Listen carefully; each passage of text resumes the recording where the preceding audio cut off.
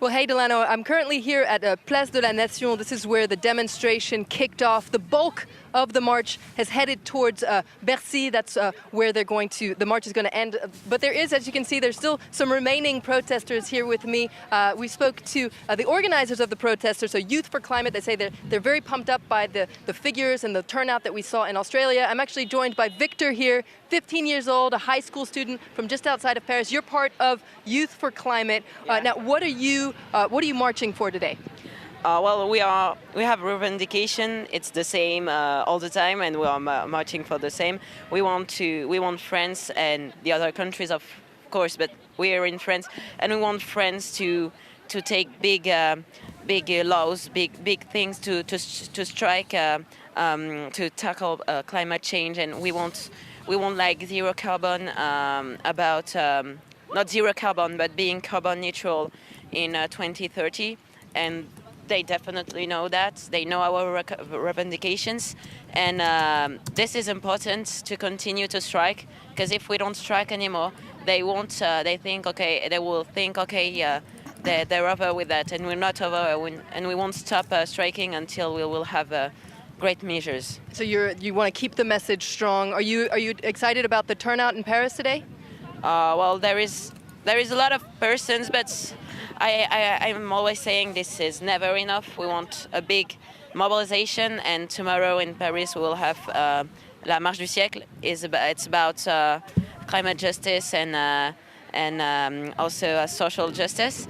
But I'm always hoping for more persons. But I was at the first march in Paris from Opéra to République, and we were only 5,000, and I think we are definitely more than 5,000 today.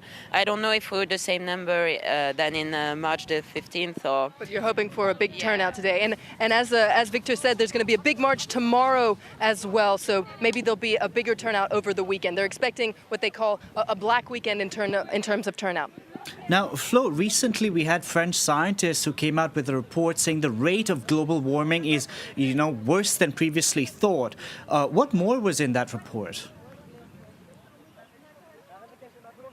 Well, Delano, that was a very alarming report that came out this week by France's top scientists. So we're talking about the meteorologists from Météo France, but also a scientist from the CNRS, so that's the National Center for Scientific Research here in France. And they said, according to their simulations, that global warming could be a lot worse than was originally forecast. They said that if things go terribly wrong, well, global warming could increase by 7 degrees Celsius by the end of the century. So pretty terrifying stuff. Victor, how do you feel about the future? I think global warming and all these studies will become worse and worse and worse every day if we don't act now. And to all the persons that don't believe in science, there is nothing to do if you don't believe in science. This is like our top scientists. We're in France. We're like in one of the best innovation and scientific countries. It's very, very, very, very important to act now. And do you feel responsible for your future? Yes, of course I am.